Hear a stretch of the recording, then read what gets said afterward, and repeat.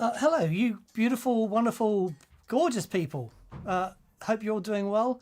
Welcome to That Pedal Show VCQ, first one for 2025. Dan here. Mick here, hello.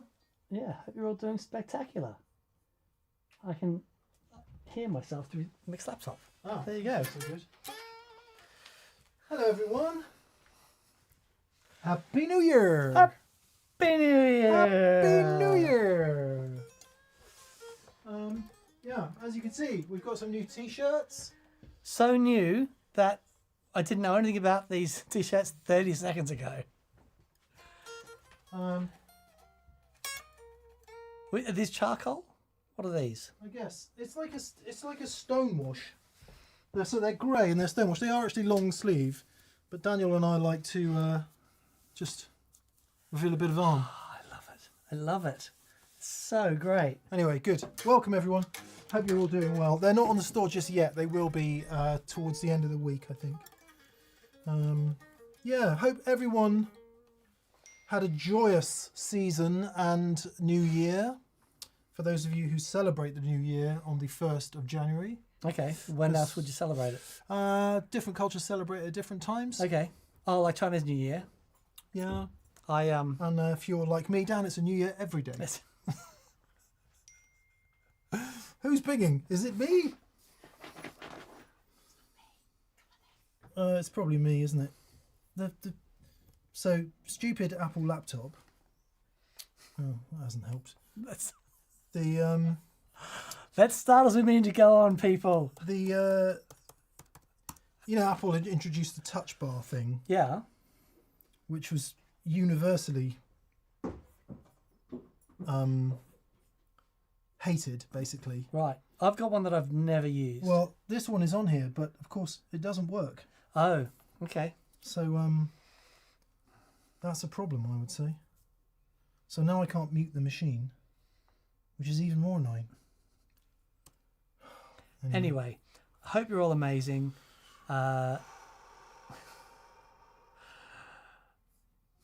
Good thoughts in, it's not one bad thing. thoughts out.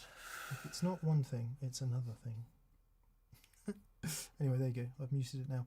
Yeah, so first VCQ of the year. We do have a bunch of Super Chai. BV, thank you as always for being here and helping in the chat there. You'll see BV in the chat who is moderating and who is telling me that there are lots of Super Chats in. And thank you. I am indeed going to turn the Super Chats off now because we do have a lot. So if you've super chatted up to this point, we will answer you. Looks like Sub Rosa is the last one in today. Cool. Good. All right. Hopefully you can hear and see us okay. Obviously let us know if you cannot. For those of you who didn't catch the very beginning of the show, new tees in the store sometime this week. They're not on today, so if you go looking now, they won't be there. But they're long sleeve in 2 designs in this sort of lovely washed look for a... yeah. That's so nice. They're very nice. So nice.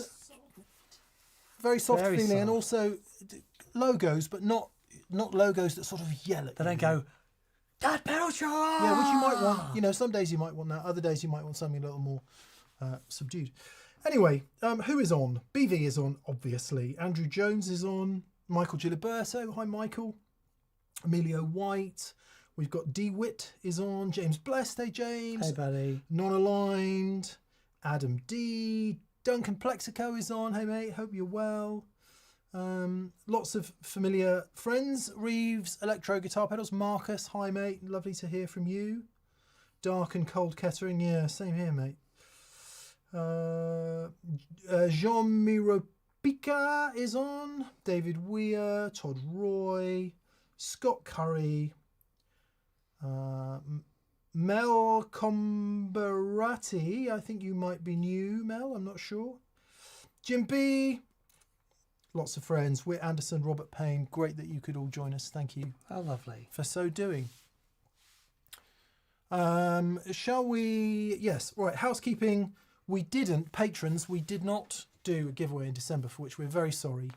We're going to do a big one in January at some point. Dan's got an idea. I do. Not going to reveal what that idea is yet, but we're going to do it nonetheless. I do have an idea. We're hoping to do quite a substantial giveaway. Yeah. For lots of reasons. So, yes, keep your eye on that, patrons. I think that's just about all the housekeeping. We have a bit of sad news. We want to say a fond farewell to Steve Baskerville. Steve came to an experience day last year in March, I believe. And Steve was well into his 70s. He was a lovely guy. He was an incredibly erudite and learned man. He really was. And he kept us entertained all day at the experience day. Anyway, when he came to see us, I think he was stage 4 at that point, cancer. And he died on December the 14th. Yeah, let me just get that right. Judith, his wife, has written to us to tell us and let us know, and sent us a lovely message today. His committal was today. So, Steve, thanks for lighting up our lives for a minute there. Yeah, mate. Here's Steve.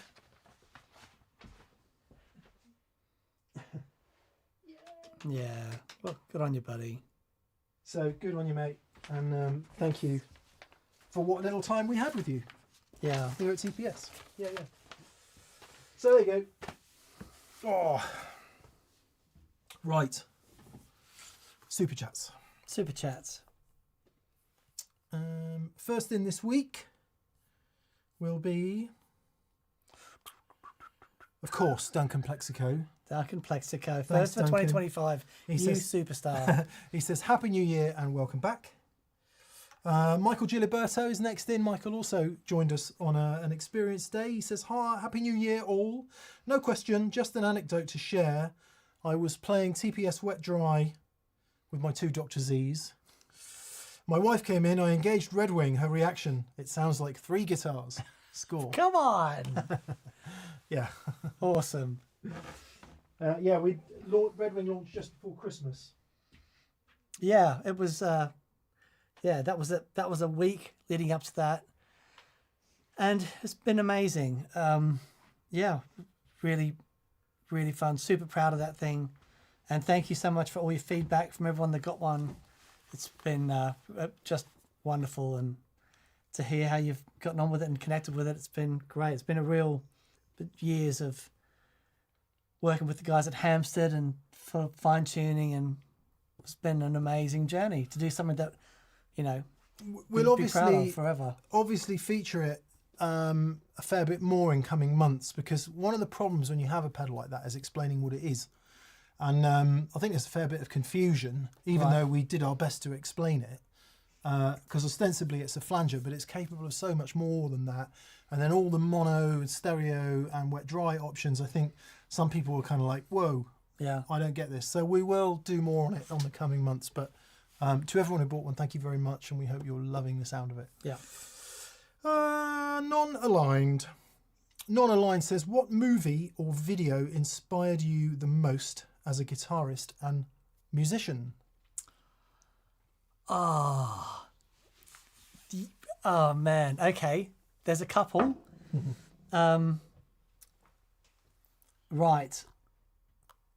There was I don't know, I've never seen it before or since, but the guys I was in a band with when I was 15, there was a movie called Thunder Road. I remember. Do you remember that? Yeah.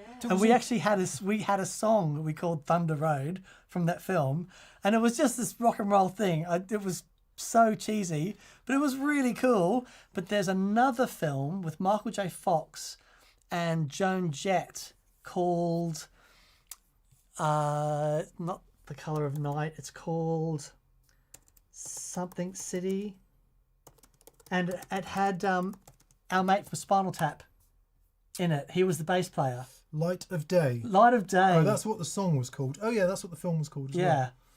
well. It's just really, really cool. Nice. And So- just seeing that band on the road, and it was really hard, and they weren't making any money, and I went, yes, That's that's what what I wanna want to do. It gets a whopping 5 out of 6, 5.6 out of 10 Yeah, on yeah. IMDb. There you go. Yeah, mine would probably be. It wasn't a movie as such. It was a documentary that Channel 4 did in the Equinox series, and it was called Twang Bang Kerrang. Right. And it was a. It's so funny when you look back at stuff like this, because when anything to do with electric guitar hits mainstream TV, it talks in a voice that none of us understand. Right. Because we're all like way down the line now, and we're Yeah. probably way too far the other way. But it was very sort of trying to make the common man understand what electric guitar's all about. Anyway, in it was Jerry Donahue playing the Beat the Claw, you know, and all that crazy bending that he was doing. The definitive performance of that is in that. Okay. There's Jerry Reed playing out a finger picking. Seymour Duncan was in it doing a load of chicken picking. Oh, wow. And then there was Dave, the young aspiring musician from Acton. And then there was like old footage of the Burns factory from years ago. My goodness. Really, really great documentary, just getting into the folklore of guitar. And I think that hit, you know, when you're of an impressionable age, it just hit me at that point where I was like, along with a few other things that were happening, that's cool. Yeah. And we had it on video cassette. Right. Well, my friend Paul had it on video cassette. And flipping it, we wore that cassette out. So it was that for me. Yeah. It was that for me. I want to say Crossroads, but that didn't come till a bit later. Yeah. Not Benny and Miss Diane Crossroads. Crossroads with Ralph Macchio and Steve Vai.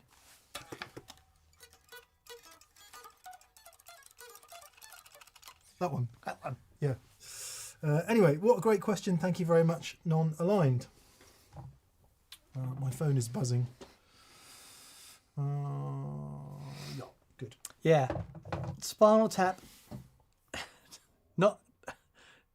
I can't say Spinal Tap inspired me to be a musician, but being a musician, I was grateful for being a musician, being able to watch Spinal Tap and get all the in jokes.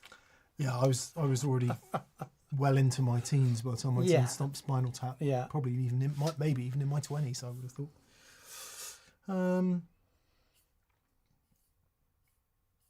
Yeah. What else would they have been? So Crossroads. What else were the big musical?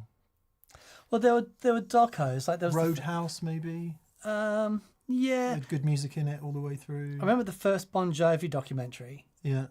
which was like a long time ago, and that was incredible and like super inspiring as a young rocker. Yeah.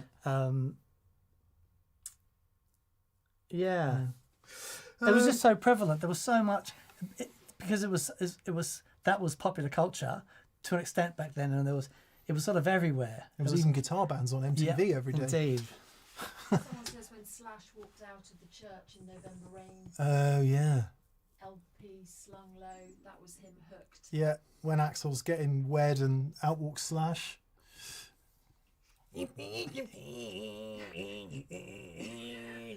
And then he walks out. That was my Cartman Axel Rose, by the way. Anyway, James Blessed. Hello, James. Hello, James. He says, Happy New Year, all the blessed for Oh, 2025. Very good, James. About to take delivery of my first valve amplifier, an AC15C2. Come on. I'm confused about the standby switch. Please school me, gents. Okay, put your tin hat on.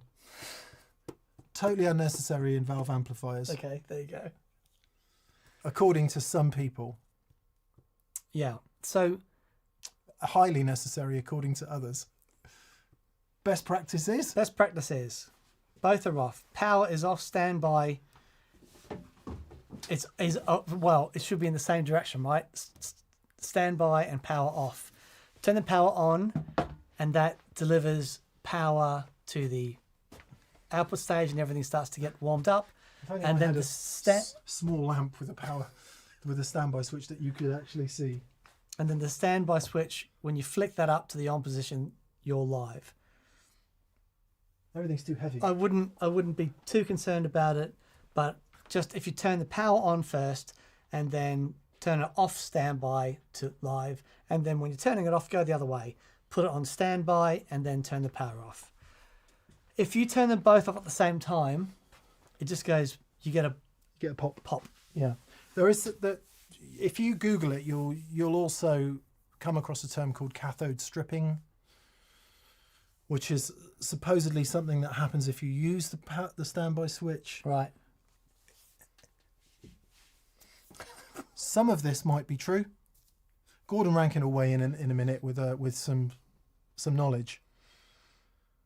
I've been using valve amps for A long time. 37 years now. The only problem I've ever had with a valve amp, there's two problems. One, the rectifier tube goes, Mm-hmm. and that's pretty common in certainly boogies with rectifier tubes. Secondly, sometimes the surge of power might cause the mains, the high voltage The fuse. fuse to go in the back. Those are the only two problems I've ever had with tube amps, regardless of whether I flick both on, both off, one on, one off, done it by mistake. So don't sweat. I did have a lovely long conversation with Martin Kidd, who told me that they're not really required. They're there because people expect them. Here we go. Gordon Rankin, thank you, buddy. It says standby, not a good idea for valve rectified amplifiers. Yeah. A requirement for solid state. The inrush current with a valve rectifier can kill the rectifier. Yeah. Cathode stripping, never happened to me in 45 years. There you go, mate.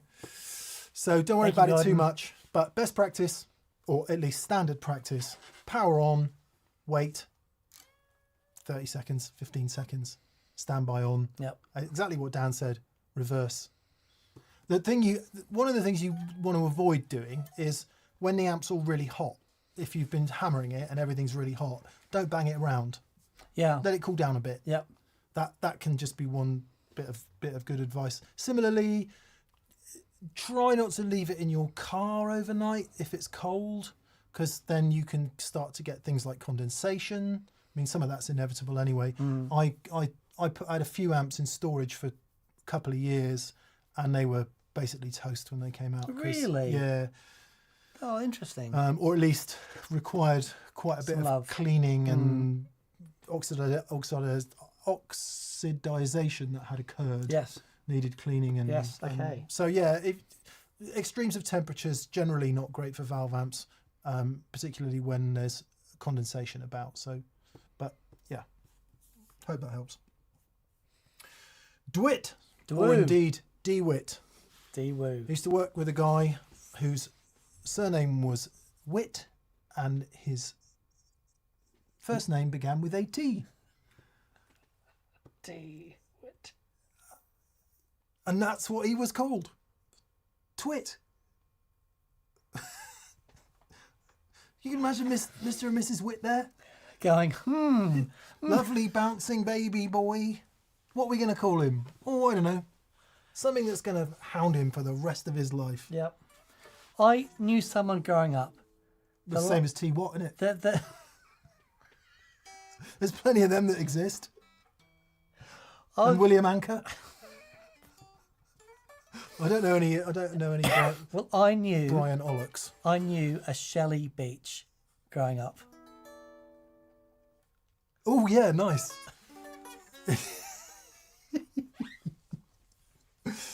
Please, in the comments, we want to hear all the people. My best friend at school, actually one of my two best friends at school, was P. Organ. Philip Organ. Brilliant. Hello, Phil, if you ever watch this. Brilliant. Yeah. NASCAR racer Dick Trickle still has the most cruel parents as John W. 777. Dick Trickle, that's awesome. Dwayne Pipe, says Emilio. I so hope that's true. I so hope that's true. Oh, Whit Anderson says it makes you tough, like a boy named Sue. Yeah. Yeah. That's brilliant. That's really funny. Cut off a piece of my ear. Anyway, Teresa Green, yeah, of course. Ed, Airfire. Veterinarian named Richard Huge, says Daniel Thornton. Oh, man. Slick. I'm sure that's not true, John, and I really hope it is. Rudolph Slick. Okay, we'll come back to that in a minute.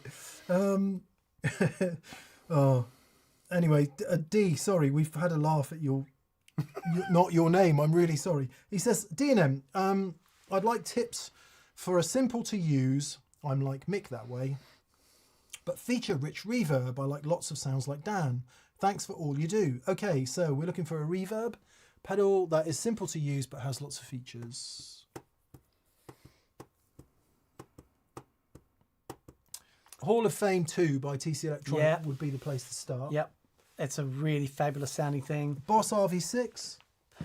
Underrated. Very often we talk about all these other brands and negate Boss, and or at least not mention Boss. And the RV6 is superb. Yep. Really spectacular sounding thing. Hoff's probably it, isn't it? For very simple stuff. Sorry, that's the TC Electronic Hall of Fame. Also, it does have some other features, but the great thing about there it is. Right, so check this thing out. TC Electronic Hall of Fame, really easy to dial in, but you see the foot switch. The foot switch is also an expression pedal. So it is looking for an amount of pressure on that, so you can do things like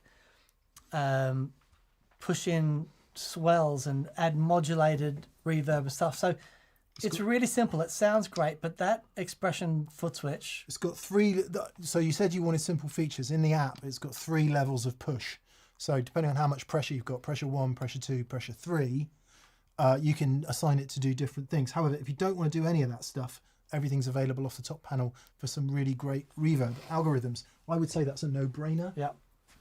Analog drive-through, really good thing. Yeah. The Electro Harmonics do a good one. Is it the Super Ego? Oh no, the Super Ego is the synth one.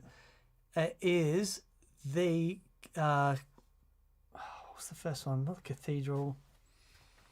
Holy Grail. The Holy Grail. Has that got different algorithms? The Holy Grail is a truly fabulous sounding reverb pedal, and they sort of got out there before. They were sort of really early reverb pedal people. Really fabulous sounding thing. Yeah, and then we played one called the 3Verb, didn't we? Yes. In the show that was quite good. Yeah. Um, The MXR reverb, says Stratford, which is wonderful. The M300, that would be, is it the M300 reverb? There's a lot out there that are really good. So without confusing you too much, I'm going to say my number 1 choice would be TC Electronic Hall of Fame. Yep. My number 2 choice would be Boss RV6. Yeah. Is anything else I'm going to throw in there? It depends how simple you want to get going. The J Rocket Boing is a fantastic sounding thing. Single knob. Just a spring reverb. Just a isn't it? spring reverb. I think So D is saying he wants lots of sounds. wants lots of sounds. So, Hall of Fame. Hall of Fame. Do it. Yep. It's very attractively priced as well. Yeah, there you go. Emilio White. Hello, Emilio. He says, Happy New Year. I got myself a 50-watt EVH 5150. Yes, you did. I'm ready to be loud for gigs this year. I currently have a 212 with a vintage 30 and a creamback 75 and love it. Have you ever experimented with mixing speakers? Yeah, so I've done that quite a lot. I tend to go with, like, in the Matchless, they've got their speakers that they've, the mismatch thing. And I've tried some combinations. I like a greenback and a Celestian blue for certain things. I think that sounds great. But generally, I find the companies that go to the effort of finding a mismatched pair that work really well, like I haven't found a pair that work better in the Matchless than the pair that are in the 2x12 cab. It just sounds truly glorious. But I do like that thing. One of the amps that Robin's using a lot at the moment is from a guy in Nashville. and sorry, the amp name will come to me in a minute. But he has a mismatched 2x12, and Robin's was like, there's something about this thing that just I love the sound of it. It just fills the room. Robin Ford's. Oh, his other amp. The other amp he's using at the moment. Oh, blinking It's heck. not Alessandro. It's No, we'll remember in a minute. Someone will say in the comments. But again, the mismatch thing is it's a really really cool. Have you mentioned your matchless cab? Yeah, I did. Yeah. Wonderful. Yeah. Can be really handy in situations where, if you know the sound of the two speakers really well, it can be quite handy. For example, if you're playing really loud, you might be better off miking one of them. Yeah, right. And if you're playing a bit quieter, the other one might have a bit of more life in it at lower volumes. Yes, the Little Walter. Little Walter, thank you. There you go.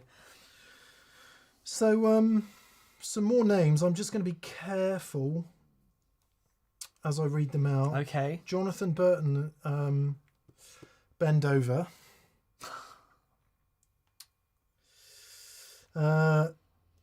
Michael Hunt, obviously, which we won't shorten, says Graham Martinelli.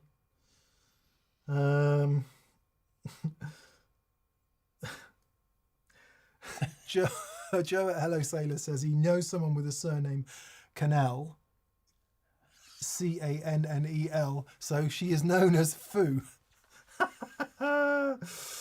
Andy Henry says he knew a real Michael Hunt. That's just cruel. Yeah. The singer in my band, he was a Hunt. Candlewort Stroud says his brother, his school secretary, had been talking to someone whose surname was Shaw Twilly.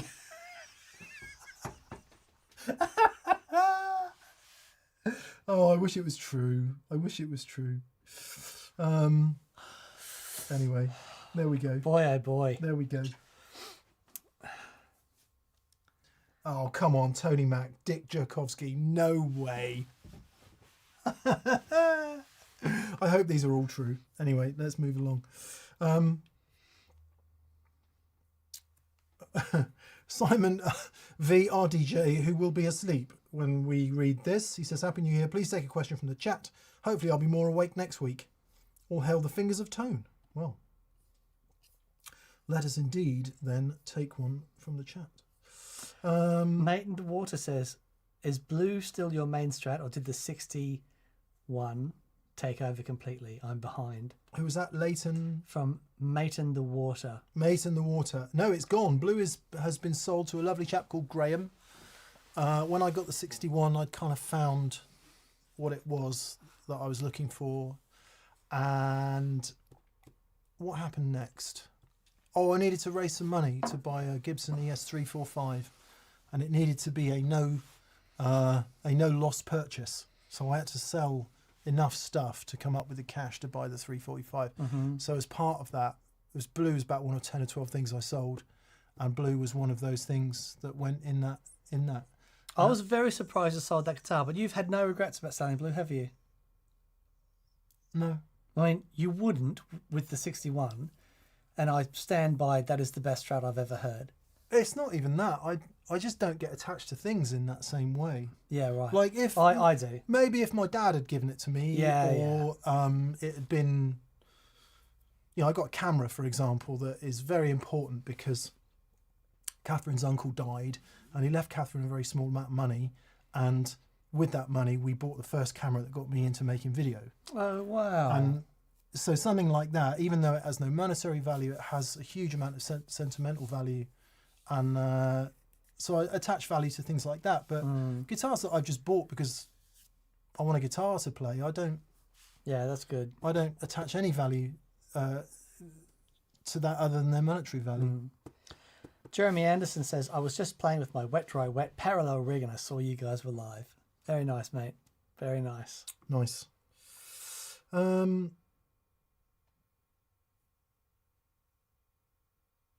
Okay, right.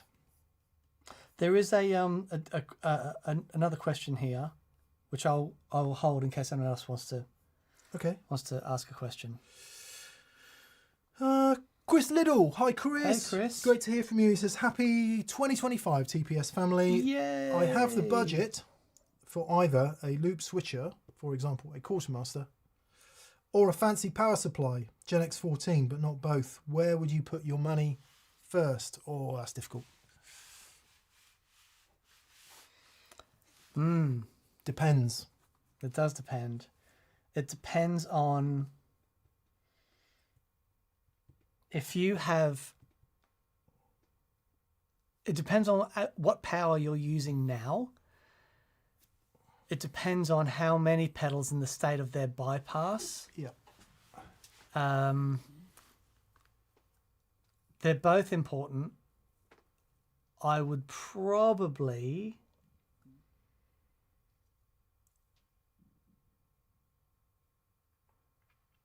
I think if you think of it in order of degrees, I'd probably go the loop switcher first, and then you'll hear just the difference with the current power supply you've got, and then the power supply. I don't, but either way Depends how many pedals you've got. It depends. Yeah, it does. If you've got 4 or 5 really high quality true bypass pedals, I would say the power is more important. Yeah. If you've got digital things that you want to switch in and out, so you don't want them in the signal chain all the time, if you've got something like a tube screamer, which is buffered bypass, and you don't like the sound of the buffered bypass, which is not to say all buffered bypass pedals are problematic, by the way. Boss buffers, for example, awesome, actually solve more problems than they cause. So it's not, I'm not being pejorative about buffers in general. I'm saying some non-true bypass pedals are massive tone suckers, and Tube Screamer tends to be one of them. Similarly, if you've got an old-fashioned wah-wah, which has got a rubbish bypass state that sucks a lot of tone. So if you've got a problem, i.e. the pedal sounds better when it's genuinely out of the chain, then definitely go for the switcher first. But if your pedals are all pretty good and there's not that many of them, I would do power. Yeah, it's tough, isn't it? It is tough. They kind of go hand in hand. They do. It's also worth saying, Dan's done boards for people, and we've watched people go from spending quite a lot of time with a rig that they're used to, with maybe an okay power supply and no loop switcher. He then puts in a great power supply and a loop switcher, and they're like, oh my God, this is too much. It's too loud. It's too clear and clean. Too clean. It takes them a while to get used to it. Yeah, it's because then you start having to make adjustments everywhere else in your chain. You might adjust the pedals, you might have to adjust the amp. It really, really does make that much difference in some cases. And if you've become used to doing it one way for a long time, the total jump can be, can be quite shocking. Yeah. I mean, I would say 90% of people are like, awesome. Yeah. Well, Happy bless him. days. I was with Lee today, and over at Anderton's, we were filming a video today on a top secret thing. But it was really cool, but Lee's still the video that we did with Lee when we did his board for him. Yeah.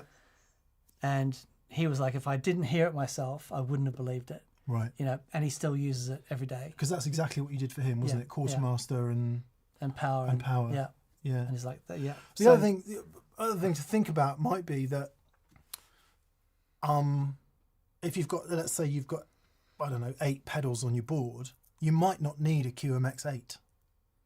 Might only be 2 or 3 of them that are problematic. Sure. So you might be able to just get a 2 or a 4 to get them out of the way.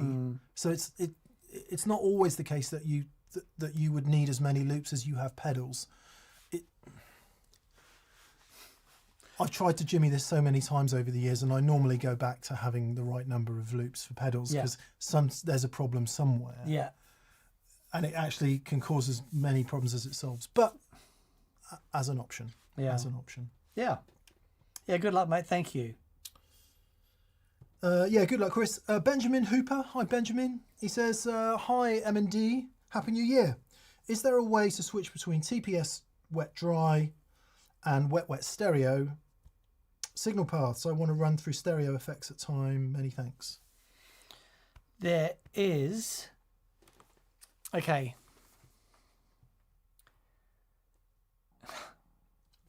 Well, for way number one, get a G3.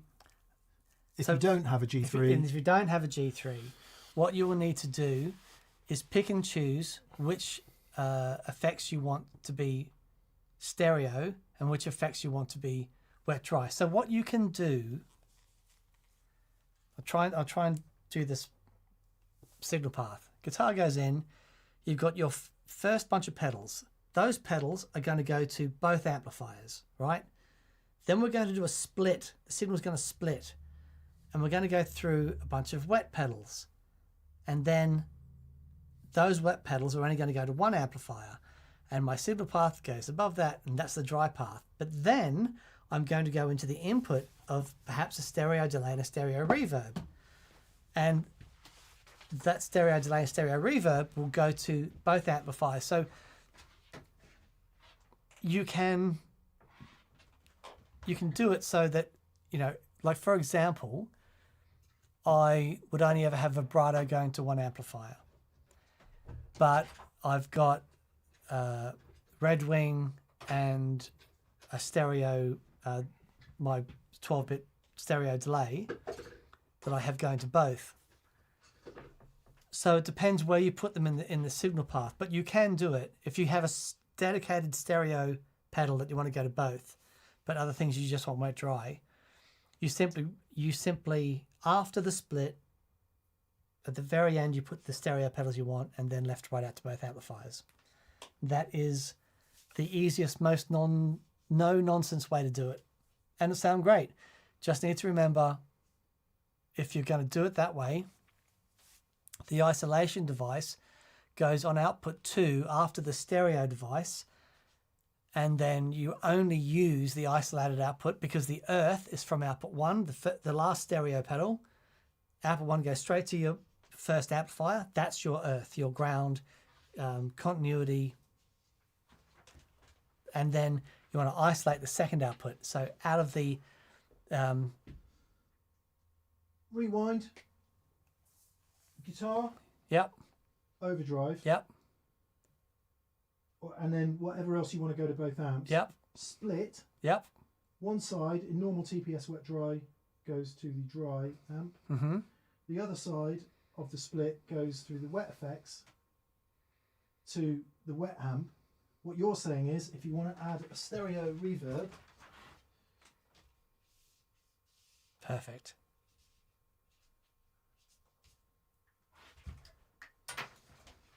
You want to add a stereo reverb, you put it there. Perfect. But sorry if I missed this, what's the most important thing about that stereo reverb? The sides need to be in phase. And it has to be true stereo in and out. Yeah. Because you get summing. What? So, yes. But the way yeah, right. But this is another thing. No, the dry signal is still... The dry signal is still... How have I managed to draw right now? Yeah, this is it does get complicated, but what happens with some lots of stereo effects, is that the stereo effect is actually created by summing the left and right input, and then that's mixed back on top of the left and right input.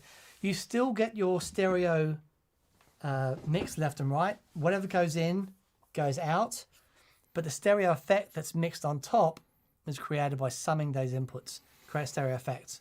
Boom. There are some stereo effects, the LVX, for example, the Meris LVX, the Mercury 7, true stereo, which means they do not use a sum of the left and right input. They keep them completely separate. But I would say most, at the time this goes to air, most stereo effects use that approach, where they sum the left and right input, create the effect, and then mix it back onto the left and right inputs to get your stereo blend. Hope that helps. It's mixed demonstration and his drawing where he sacrificed a messy hand for it. Messy hand. It's exactly what sometimes I do with my board. So I normally run wet dry, but sometimes I'll stick the CXM, which is an interesting case in point because it does some. Yeah. It's not true stereo reverb, No. but it keeps the dry Exactly. That's dry all the way through. That's right. So That's I right. maintain. So to make that simple, let's say you've got overdrive in the example before, split, chorus doing the wet, nothing down the dry. If you put the reverb across the two outputs going to the 2 amps, you get stereo reverb, but chorus in only one. yeah. So that's how you do it. Yep. The downside is obviously you can't have. Well, you still could. You still could add pedals after. You're creating 2 parallel chains. Dan talked about phase and Yeah. isolation. Yeah. The main problem is if you've got a wet dry thing going on, and let's say I've got vibrato going to one amplifier, I will still get vibrato going. The dry vibrato will be going to one amplifier, but I'll be getting a reverb effect Yeah. vibrato to the other amp, and that's where it becomes annoying. Yeah. Yes, unless it is an absolutely true stereo. Exactly. In and out. Exactly. Yeah. Is there a list of true stereo in and out I pedals? don't know what that would be, Possibly. but the Mera stuff I know is true stereo. Yeah. Yeah. It's hard to do, man. It is two completely. It's like Red Wing. It's two completely independent paths, two completely independent effects chains. Yeah. I actually, funnily enough, having done the aforementioned CXM 78 reverb in stereo, I much prefer it wet dry. Yeah, yeah, It's because you think it would be great stereo because it's so expansive, but I just love having that direct sound. direct Yeah. sound. Rewind to the parallel reverbs video. Mhm. It's essentially what it is. There's only one reverb, but it's parallel. You've only got it down one side. Mhm. So, Andrew R. Hello, Andrew.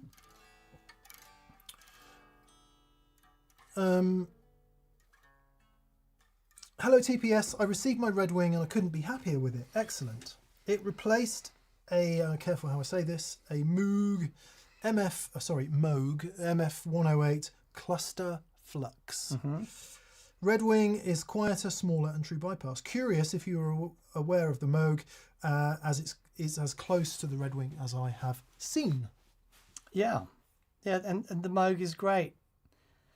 And someone else was asking what my go-to flanger is now, and the Red Wing has been a dream of mine for a long time, and it is, I think, in years to come, when I'm, old and grey and, well, older and greyer, and it's the Red Wing I will always look back on and be so super proud of it. It's such a, it's the flanger modulation device I've always wanted. But the Moog stuff is wonderful. They're all wonderful, but Red Wing, come on, just flipping awesome. It would be interesting to see a feature set on the Moog. The interesting thing about one of the many interesting things about Red Wing is that the genuine dual waveforms, one of which you can flip the phase on, and some other stuff. As far as I'm aware, was uniques, but maybe the Moog has that. I don't know. I don't know. No, I don't know. We'd have to. The Moog is great, but We'd have to check. this is something else. Joe Caliguri. Hello, Joe. Joe seems to be jumping in with a Spinal Tap quote here. He says, I play bass, piano, electric guitar. I sing and write originals on piano. I've been fooling around with a piece in D minor. He says, I call it Like My Love Pump. Okay. Very good. Nice one, Joe. Thank you. That's beautiful. What is that? Yeah, falling. Simple melodies, intertwining. That's beautiful. What do you call that? Vulcan Paramos. What a fantastic name, if that is indeed your name. Vulcan Paramos. You should be a film star. Maybe you are a film star. Vulcan Paramos. I'm researching a gorgeous Strat on the gear page classifieds in Fire Miss Silver. I found a video of Baby Mick playing Ancho Poblano pickups. What are your thoughts or recollections? My thoughts and I do have a set of Ancho Poblano pickups, which sometimes end up in the gold Strat, sometimes they end up in somewhere else. And they were gifted to me by a good friend Alex, and they came directly from Mike Lewis, and Mike worked on the Ancho Poblano project. Mike was head of Fender Custom Shop. He was he worked across Gretsch. He did all sorts of stuff, and the first time I ever met him was when Fender revamped the Classic Series guitars out of Ensenada, and I don't even remember what year it was. Super passionate guy, incredibly knowledgeable, and he died, I want to say, it might have been last year, it might have been 2 or 3 years ago. So big love to Mike Lewis. He was a truly inspirational guy. Anyway, sorry, a bit of a tangent. He developed the Ancho Poblanos, which I want to say are a mix of Alnicos in the magnets. Few people have tried it and do it. Ron Ellis does it, where you get, I don't know, whatever it might be, Alnico. Yeah, his 50s, 60s. 5 in the bass strings and 3 on the top, or something like that. I think that was one part of the Ancho Poblano, and forgive me if I'm misremembering. The other was something they'd done to the potting, some combination of the wire they used and the pot, the wax, particular type of wax pot, which gave the bridge pickup a little bit more snarl, which is one of the reasons they call it Ancho Poblano. Ancho, I think it means hot pepper, does it, or something like that. So that's what I remember about them. A little bit more aggressive sounding and very, very balanced from the bass string of the... hang on. Perhaps more balanced than what you might expect from a traditional Strat set, from the bass string on the E to the high string on the E as you go neck to bridge. So, yeah, I have good recollections of them. Are they my go-to Strat pickup? I can't say that I... Well, your go-to Strat pickup now is the Strats that's in its... Yeah. What I'm saying is I can't say I dropped them in the guitar and went, oh my God, I love these, I have to have them forever, or I really don't like these, I don't want them. Right. Which I have done on other pickups. Sure. So I just remember them being pretty decent and nicely balanced, and with a bit more bite from that bridge pickup, but not... One of the big problems with adding more welly to a Strat bridge pickup is it just becomes too thick in the mid-range and stops sounding like a Strat bridge pickup. And I think that was the point of whatever they did with the wire and the pot stuff, the wax used to pot the coil. Is that vague enough? Oh, Jeff McElwain is in the chat. Hello, Jeff. Hello, Jeff. Hope you're awesome, well, buddy. Happy New Year. Yeah, so I certainly... if I had a Strat with them in, I certainly wouldn't take them out. I don't know if that sounds too disparaging, which I absolutely would with the Texas Specials, which I really don't like at all, which I did with my... This guitar came with Texas Specials, and it either now has the Ancho Poblanos or the Klotmans. I can't quite remember. Probably the Klotmans. I think the Klotmans, from memory. That's a great guitar as well. It is a great guitar, actually. Sounds very different from the 61. Yeah, hope that helps. Some or all of the above may have been true. G-Barge! Good Greg, day, mate. How are you, buddy? Great to hear from you. Happy New Year, mates, he says. 2024 was brilliant for TPS. Thanks so much for bringing us along for a great ride. We know you have much more up your leg ends for this year. A very humble thank you. Curry, we don't have... Yeah, no, we do. We do. There's 1 or 2 pots on the fire. Let's see if they boil over. Thank you, G. Hope you're well, buddy. I'm still drinking the tea you brought. Oh, that tea is amazing. This is the black tea, the ginseng one, I think. It's really, really good. Yeah. When I save it for special occasions like VCQ. For the first board that I did for Ed, as a thank you, he bought me a temperature controlled kettle and everything I needed to make this white tea, and a few bags of this white tea, which he got into when he was making the album with Neil Finn and Johnny Marr, and they were all drinking white tea Yeah, yeah. all day in the studio. And they said it gave him a buzz without ever feeling laggy. He said you can drink it all day. And so I got into white tea after that. It's very, very cool. It's very. I know. First time I went to Johnny's studio, he had a big pot on the go. It was nice. It's mad, isn't it, how times change. Many years ago, Indeed. that would have been something entirely different. Yeah. Anyway, cool. Just making sure everything is happy days. Blah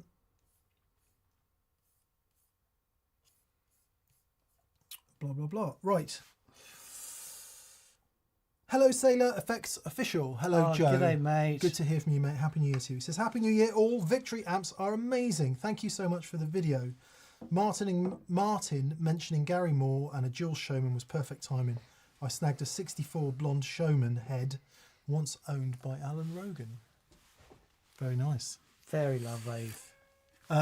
Alan Rogan used to look after guitars for various people, one of which was John Entwistle, I want to say, I think. And so That's big guitar. Alan had access to a lot of really, really amazing things. Yeah. Nice, 64 blonde showman head. Oh man, old amps. There, yeah. I spoke to Joey this week. We hadn't spoken to each other for a little while. And I was texting him this week as well. We- How fun is that? he must have come out of hibernation or something. Anyway, we had a chat. He's started making amps. No. Yeah. He's built. He started off simple, and then now he's built some semi-complex things. And he said they sound pretty good. He's man, that guy. Congratulations on the. That's Joey Landreth, by the way, for those of you not following. It'd be interesting to hear how you get on with that, because I'm trying to remember what a showman is. No reverb, I think. In fact, Overdrive Guitars, where we borrowed this 74 Super Bass, they had one in there that was pretty cool. Yeah, nice. Tom Haviland, hello Tom. I had the opportunity to play an original Brown 63 Vibreverb. Just going to warm this one up.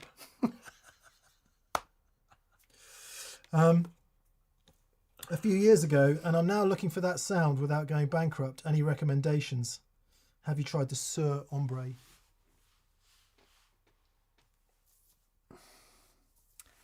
Man, I think, right, old amps. And we've had a bunch of them on the show. We play them all the time. It's the same thing as the old guitar thing. It's not the old, even though it's a part of it. There are things in those amps that you can't get anymore. Transformers and that sort of stuff. Like illegally, you can't make them like that anymore.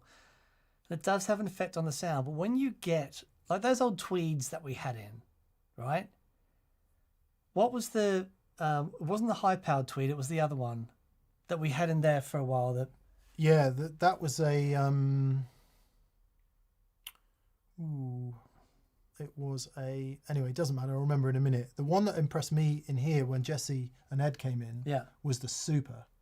The Super. Yeah. Yeah. So.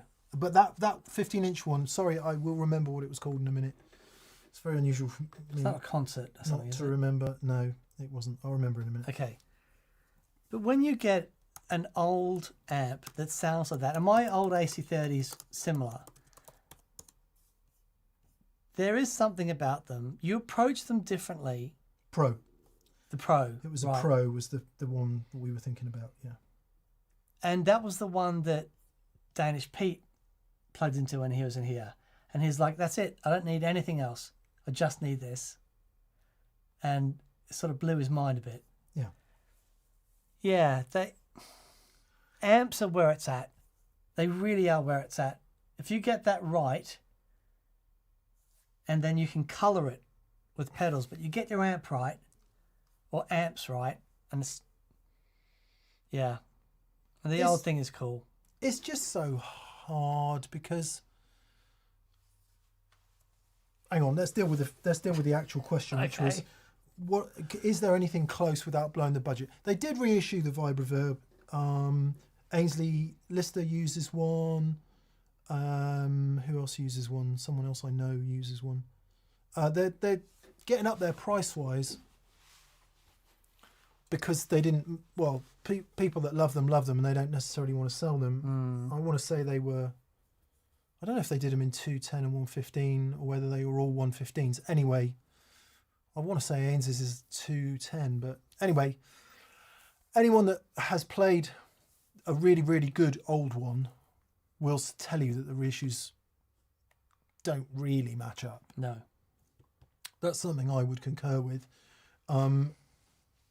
But it's very hard with vintage amps because of the nature of vintage amps, particularly from the early mid-60s, they will have been used a lot. Chances are, the chances of it being original, and you wouldn't necessarily want it to be original because you've got all kinds of things like filter caps, which would have degraded over time. So it's going to want to have had some work done on it, but it doesn't want to be worked on to the point where it's not what it was, or the work's been done badly, and that's the danger of vintage amps.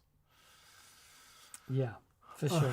So to say a 63 Vibroverb, you're talking about 25 different things there, depending on what life it's had. So it is a bit of a crapshoot. Yeah. And if you can find a great one at the right price, no brainer. So the tricky thing... Unlikely. Yeah. I don't know what they are, maybe $10,000, something like that now. Yeah.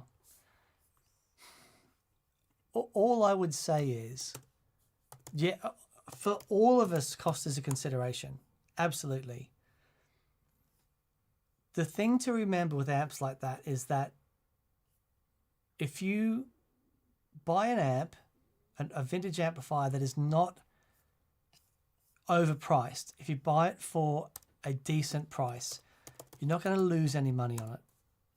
There's always a market for those amplifiers. It's like owning really good art. You're going to enjoy it so much while you have it. And then if you can be like Mick and not be too attached to it and move it on when the time is right. I'm terrible at that. I've got, like my old Fox, I've got so many gigs and memories tied up with that amplifier. ATB have got one in for 10 grand at the moment. Oh no, they haven't. It's sold. All right. But like when Chris Buck bought his amps in, and it's like, okay, these sound unbelievable. Oh, they're the real things. Right. I'm sorry, I was just going to pick my Klon up, hold it at the camera and say $5 grand, not worth it. Because you can get, for £200, you can get 96% of the way there. Yeah. And so whenever we put it on the board, it always sounds better than everything else. The law of diminishing. All I'm gonna say. The law of diminishing marginal returns. Yeah. As you can see, we're tying ourselves up in knots here. Have we played the Sir Ombre? No. Is that the one that Jake Loosemore has? I don't. No, he's with a. Is it the Badger? No, I think it might be an Ombre he's got. Everyone I know that has that amp really loves it. Right. I know Jake's had to have his repaired a couple of times. Gordon Rankin says old amps have old caps. Why was terrible compared to today? Everything will sound different. Yep. But yeah, Transformers sounded pretty good back then. The other company to check out. Where are you? You're Tom. You are in the US. Is sorry, I should have said this right at the top. Check out a company called Headstrong Amps. Right. They make. I don't know if they do a brown Vibroverb type, but they do make really spectacular deluxe and Princeton types. Wow. And hopefully people are coming in with other suggestions.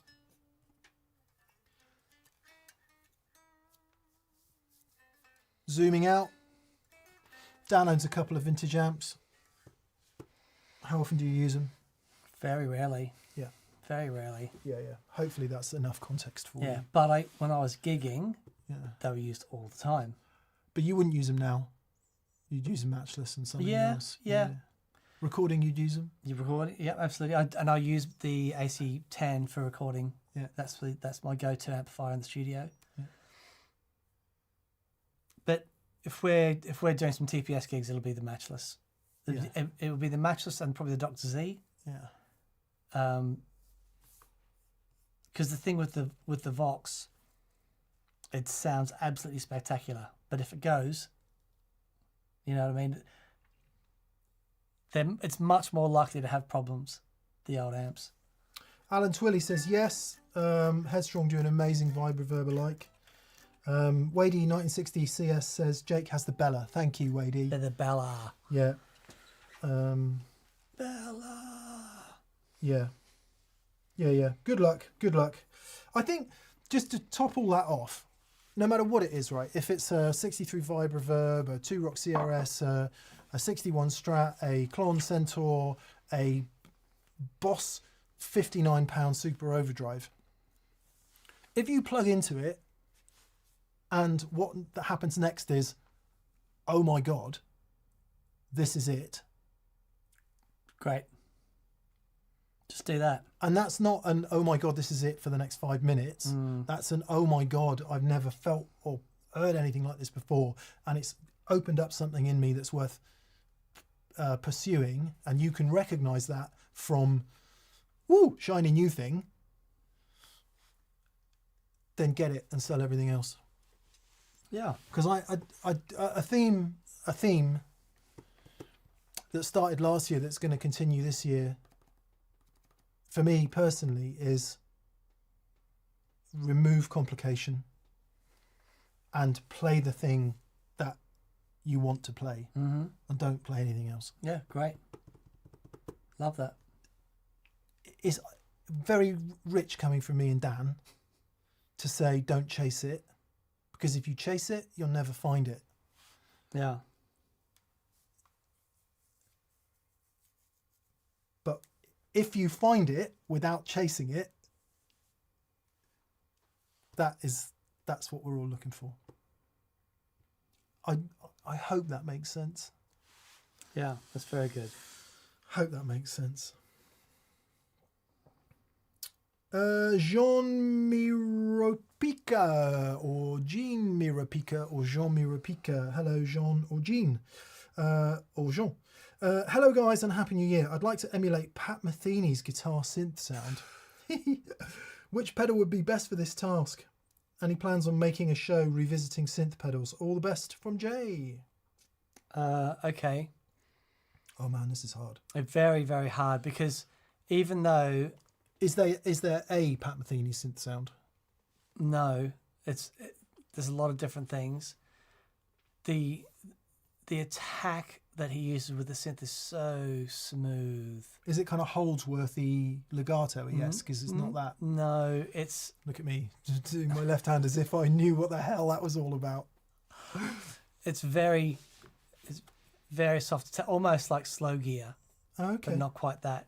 For one, I'm just thinking one of his more popular tunes. Look, I would say, you really want a proper synth. Avoid the synth gimmicky things. I've got an old, it's not DoD. I've got this old synth pedal, and it's rubbish except for one sound, which is devastating.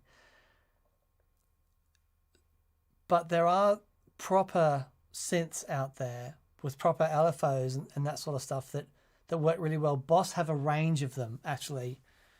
The SY3000 is one worth looking at. If you're going to go down that route,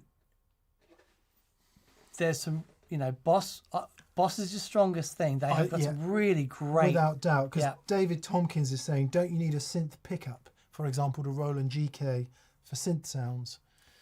But Boss made great strides forward with that. They did. I'm going to hazard a guess to say the best results are still with the synth pickup, but I don't know. But Boss has got a bunch of products now where you don't need the synth pickup. So it could be that you can get there. Of course, synthesis can occur with really cool modulators, overdrives, not actual synthesis, but an approximation thereof. So it might be that you can approximate that sound with other pedals. The thing I found with actual synths, funnily enough, I've been having some fun recently playing bass. And hey, Mr. Bassman. Hence the Ampeg behind me, by the way. So let's play the bass guitar now. Ampeg cab, anyway.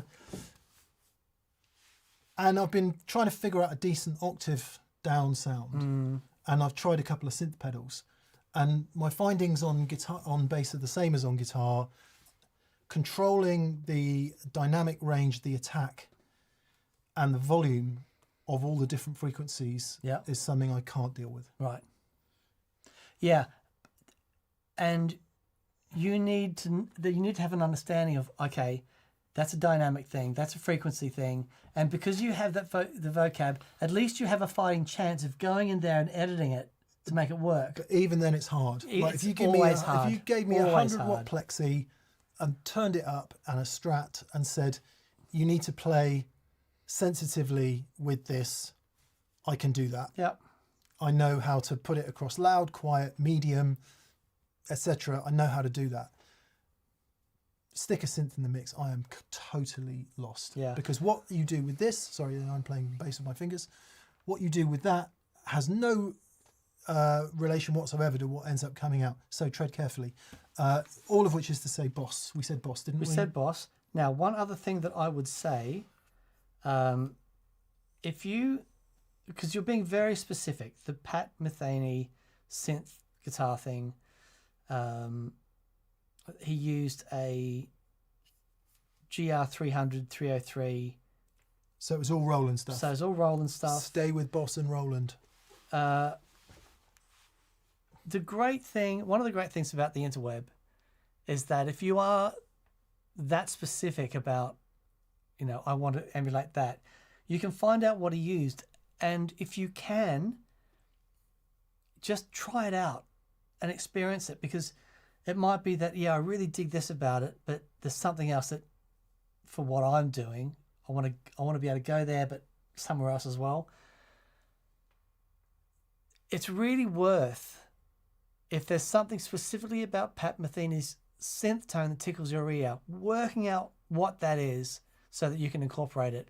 And it might be that the thing in those old Roland synths you can emulate brilliantly in the small Boss synth pedal. But wherever possible, I think it's, if you're a David Gilmour fan, feel what it's like to plug into an old high watt and turn it up, with a big muff going to the front. Because there'll be things that you'll go, so okay, I get that. That's how I do it. I personally like it a bit more like this. Yeah. Boss SY range, Jean, we would say. Yeah, for sure. Good luck. Scott Gaylor says the tracking is really great on the Boss gear, even without the pickup. Yeah, it's brilliant. Final thing, if you do play synth guitar, you really do have to play cleanly, don't you? You do. Really separates the boys from the other boys. Yeah. Or people. It separates the people from the people. And the people who don't wish to identify as people from the people who don't wish to identify as people. In fact, it doesn't separate anything from anything or anyone. There's no separation occurs. Let's release that as a statement. Yeah. David Weir. Hello, David. He says, looking again for the small, quiet amp that I can play when the kids are in bed. What has been your least bad experience with TV volume guitar amps? I've tried headphones and it just feels weird to me. Yeah. So I use the Boss Wazza headphones most days, practicing early in the morning. And for that specific job, they're great. But if you are after an amplifier to play at low volume that sounds good, the best experience I've had is with the Yamaha TH10. Yeah, THR10. THR, there's a 5 and a 10. Yeah. And what does it is it's a stereo amplifier. You got two speakers, but the way the it's got the psychoacoustic stuff in it. So the way the speakers are angled and stuff, and ports and all that stuff going in it, and it can be really quiet. But with the stereo reverbs and stuff, which are super easy to dial in, it sounds really big. Yeah, it does. Sounds produced. It does, and that makes it fun. It's been a long time since I guess either of us have really delved into that world. We both love the Yamaha THR series. I remember when it came out. Really, really great little thing. Looks great. Plus, you can, I would imagine on the new ones, you can either physically plug your MP3 player in or Bluetooth it, because it'll act as a Bluetooth speaker as well, which is pretty cool. Yeah, it's a tiny little FRH. Yeah, I rather suspect that Boss, Line 6, all the other brands, Nux or whatever they're called. There's another brand that I can't quite bring Spark. Spark, yeah. Is it them? They all make one. Yeah. And they'll all be good. And it's been, I don't know, about 10 years. It's certainly been 5 years since I played anything like that. So I would imagine the technology has increased exponentially since then. But THR, plug your MP3 player in, or indeed Bluetooth your phone for it if it does have Bluetooth. Yeah. And then you can play along too. It's really cool. I've got the updated version of the THR and the old one. And for what I need, because I wouldn't use a wireless system, that you can probably find the first series of the THR 10 for not all that much money, and it's a spectacular sounding thing for low volume, sat by yourself having a play. Brilliant fun. Yeah, good luck. And I know you don't like headphones, but it does have a headphone output too, which I rather suspect all of them do now. Yeah. I'm going to suggest that in the chat, people are probably saying things like there's loads of great software, all of that. What is great about a standalone unit is there's no mucky muck. No mucky muck. There's just guitar, cable, amp. And I guess even if you don't want to use a cable, you could use one of those wireless things. But one of the greatest barriers to playing is having too much stuff, where you're like, oh, I've got to turn this on and that on, and then I've got to plug that in, and then should I use that amp model or that amp model? And do a little dance. Yeah. Make a little love. Yeah. All They that were stuff. playing that in Sainsbury's the other day. I walked in there, and I walked in, and it was like, I'm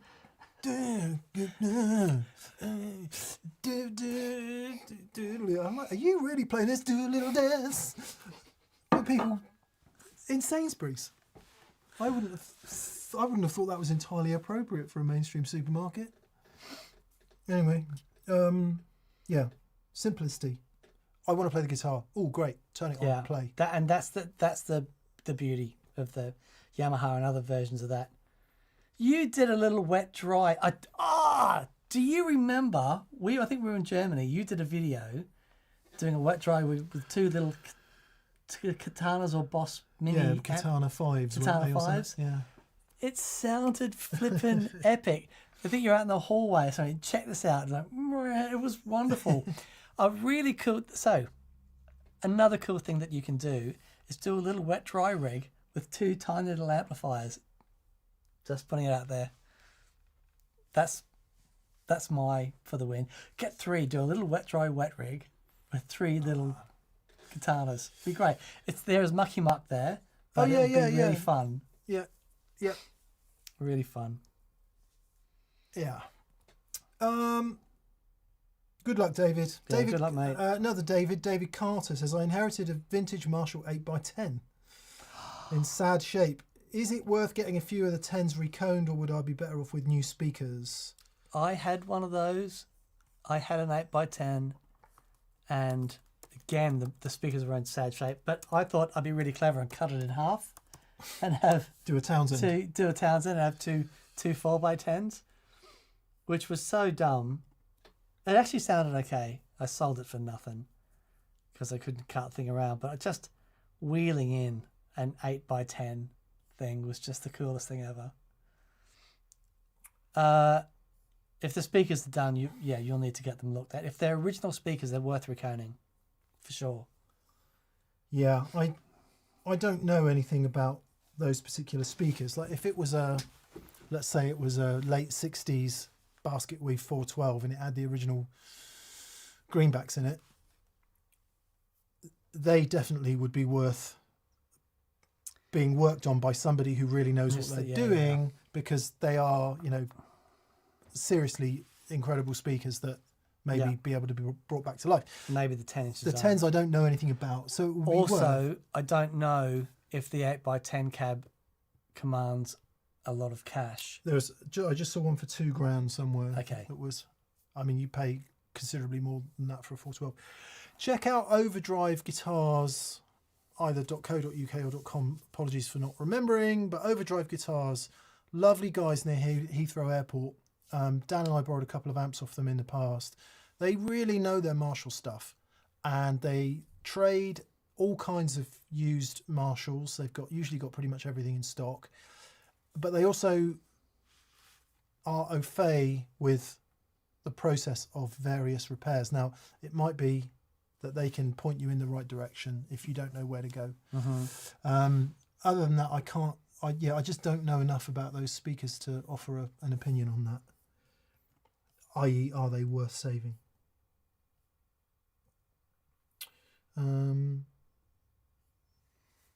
Just seeing if anyone's coming in on it. Yeah. Yeah, I do like it, you know, a good 10-inch speaker. My favourite of the Celestian Golds. They're an amazing 10-inch speaker. But I remember those cabs, even after I did the stupid thing and cut them in half. Those speakers were really good. Yeah. I had the Marshall Gold Power Amp. What's it called? The 9100? Yes, exactly Was that. it? There was 9100. There was maybe a 9105 or something. Yeah, it was 50 watts a side or something. There was anyway, a few. yeah, and that was great. And the JMP1 into those. But I also had the Marshall. I thought, well, of course, I had JMP1. I have to get the Marshall effects thing. That was a mistake. That was a mistake. I should have got an SPX90. But anyway, but they did sound good. A few people are coming in with speaker suggestions, David, in the chat. So hopefully something that will be useful to you. You're in the UK, so it might be that you're. Oh no, you're in the US. Yeah, so that may influence your decision either way. Someone is saying Weber speakers, which I guess make great speakers. would work for you because you're in the US. I've got a pair of those in the that I replaced in the old Vox, and they've been in there ever since, and they sound fantastic. The little Vox, the little 10, Vox, the yeah, 10s, yeah. the blue Alnico 10s, and they're wonderful. There you go. Scott Pickett, hi Scott. Happy New Year, gents. Great to have you back. No question, please take one from the gallery. Okay, I've got one here that I thought was good. Okay. Neutrino Surfer says, big love. What's the last word on eliminating earth loops when using a stereo effect in a wet, dry, wet rig? Not using G3. I've seen all your content on wet, dry, wet, but they seem to differ on this. Okay, it's really simple. Hello, Rose. So wet, dry, wet, you've got 3 amplifiers. We're going to go sit down. What are you doing? You going to go up here? It's a long way up. Coming up. I've missed her so much. You know, big So first time I've seen Rosie today since before Christmas. Right, so you've got 3 amplifiers. The rule is you need continuity from the guitar to earth via 1 amp, which means the other 2 amplifiers need to be isolated. You can have 10 amplifiers. As long as you've got continuity to earth from 1 amplifier, the other 9 need to be isolated.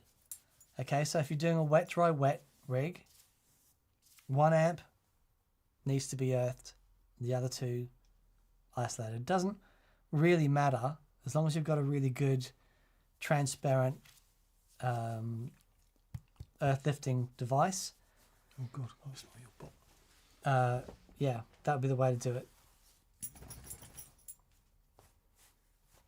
That'll need a wash. Slightly inclement smell coming from the dog. Hope that explains it. Hope that explains it. It's a very common question, that I wonder if there's a simple video we could make on it. Yeah. Yeah, I think that's worth it. Of course, the vast majority of stuff Dan and I do with I don't want to say not overdriving, but not heavily overdriving amps, so it all goes in the front. Don't use effects loops. The minute you start to employ an effects loop, it's like it's more complex, but it's not really. It's just more cables and the same principles with isolation. Exactly. And phase. Yeah, okay, let's make the video. Jim B, hello Jim. Jim says, hi from Akron, Ohio. Rotary speaker. Here's a theme that came up a lot after our rotary speaker video. Would you say it's more about the experience than the sound? Many pedals sound good in a recording. So Jim is echoing a comment that came up a lot. Dan and I recently did a video entitled The Problem with Rotary Speaker Pedals. And the premise of which was to say that with an actual rotating speaker or rotary speaker cabinet, it's a physical effect. Exactly. And that is unique. Whereas the pedal doesn't have anything that's physically moving, therefore it must simulate it in either an analog or a digital fashion. And Jim's question is, I think what your question, Jim, is, once it's recorded, does it really matter? Because in terms of the sound, now of course we know that if you're in the room with it, that awesome sound might inspire you to play in a different way or in a whatever. So the physical effect between guitarist and sound certainly we know makes a difference. Once it's recorded, does it make a difference? Yes, for me. Yeah, You hear a real Leslie. It's only ever a real Leslie. Yeah. And I appreciate the Sims are all quite good. Look, the Sims are great. If you put two on now and say, can you tell the difference between these? I'd need a week. Right. Well, it might be that you go, yeah, of course, that's the real one. Yeah. But you listen to it over and over again, over and over and over again, you'll start to get it. The thing with the pedals is they're often much more obvious. Right. So they're often much more effecty, and in the same way that make it louder, it sounds better. Yeah. Great trick of compression, limiting, and all of that. Make it more effecty. Your sort of immediate response is, oh yeah, I much prefer that. Chris Buck said exactly that when he came in, and we did the piece with Chris Buck, I don't know, 2-3 months ago, whenever it was. Chris said that on the next Cardinal Black record, they had a real Leslie in the studio, but the producer and him actually preferred the pedal simulation. So yeah, it worked better in that track. Yeah, for him. Yeah, but if you have not experienced it, if you've not been in the room with a real Leslie, because of the physical experience, you can't replicate it. No, it's this. I've worked this out. But does it sound better when it's recorded? That's the point. Yeah, and I think better, more appropriate for the song. Who knows? But if I'm in a studio and I'm playing a track and I've got a real Leslie doing its thing with all of its foibles, or I've got a simulation, it's like, yeah, the real Leslie in the air and all that stuff. There is something about, I've worked this out the other day when we were talking about Robin's cab for Istanbul and how amazing that was. And that in itself is a physical process, right? The way the cabinet is vibrating and it's like, oh yeah, that whole thing is a physical process. And if we take it to the extreme with a Leslie, we can bring that back and go, this is what's going on with the amp. And the way that the cabinet almost creates a reverb thing with the way it's vibrating. It's like all that physical process, it all adds to the mix. It's like you cannot, once you're in the room with it and you've heard it, it's like, that's it. That's, and we get it, but we also get it. It's so hard talking about sound. Yeah, it really is. Because there are so many factors, and I'm sorry to go over it yet again. There are so many factors that affect your perception of sound. right down to the mood you're in, what you've been doing for the last 2 hours. What you had for lunch? Yeah. What's the moisture like in the air? All of it. All of that.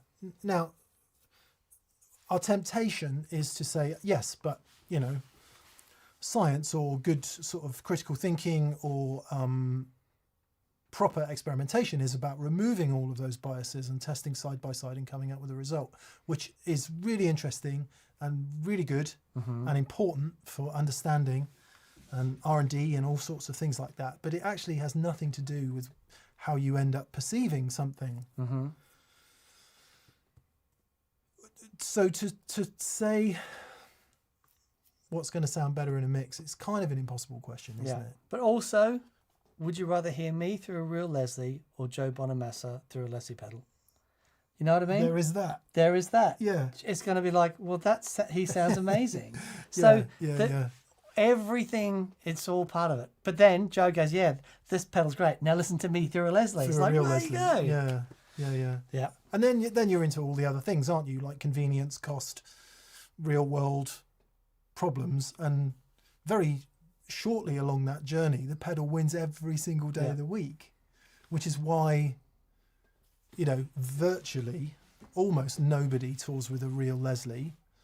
Almost. I know there some people do. Andrew Jones says, I had a real Leslie on my first Hammond organ. It's unbeatable in feel and sound and inspiration. Yeah. And Olivia Hutton says, a perfectly reproduced kiss still isn't a kiss.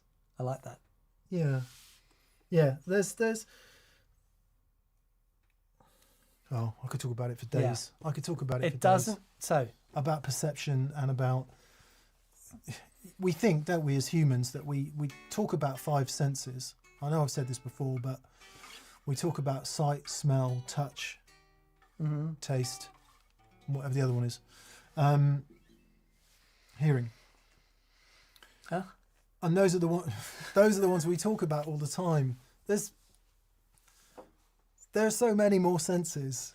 You know, just think about some of the things you've experienced and the way you felt that you couldn't explain through any one of those senses. Maybe not even a combination of the... Catherine and I were watching the TV the other night, and we were trying to remember the name of somebody. I could see their face, just in my brain. yeah, I could see it right there. A perfect 3D render of their face. What sense is that? It ain't sight. it's It's not smell. facial brainy. Etc. You know, and that's just one tiny little thing.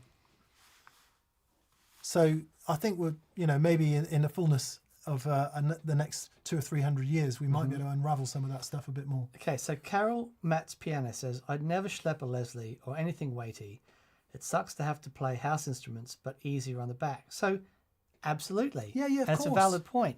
But all we're saying is recognise that that's a compromise. It's like, I don't want to play the house instruments, but I'll compromise because I don't want to hurt my back, and that's great. I don't want to slap a Leslie around, so I'm going to carry this little pedal, and the pedal sounds great, fantastic. But if we all could be in a studio with a real Leslie turned up, it would be great. Unless you were Chris Buck, and then you'd use the pedal. Should we move on? It's all interesting, isn't it? This. It is all and we interesting. keep talking about it, whether it's a Klon or a Leslie or a 61 Strat. Yeah. How much difference does it make? And we all want to put a number on it, and it's not something that can be numbered. Yep. Fat Sea Turtle says imagination sense. Well, there we are. There you go. Well, there's one more sense that we know. I can always tell when it's going to storm. And not just around, but it's going to go. So it moves within me. Pressure. Yeah. Yeah. So you've got some sort of body pressure sense. I do. Yeah. What's that? Oh, it's going to thunder soon. I need to remove myself.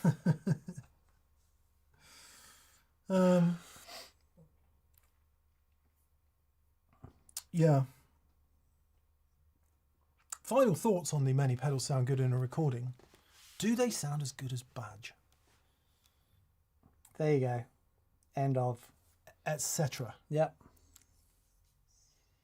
And of course, it's entirely subjective. Yep. Hooray! Reese Jones. Hello, Reese. Hey, Reese. He says, "Happy New Year." Oh no, sorry, it's Whit Anderson. Sorry, Whit. How could we overlook you? He says, "Happy New Year, fellas." Whit says, "I'm looking forward to another great year of your insight, banter, and shenanigans. Much love from Woo." I think Cheers, you're in a small buddy. club there. Whit. No, thank you, buddy. Yeah, we've been talking a lot about what 2025 means. Notwithstanding the fact that New Year starts every day and all that business, Well, just say it is- we do organise ourselves around calendars. Yeah, but this is our 10th anniversary. Hold on, sunshine. Thought you were winding up then No. to punch me in the face. No. We wanted to do this for 10 years. If I wanted to punch you in the face, I'd use Mike Tyson.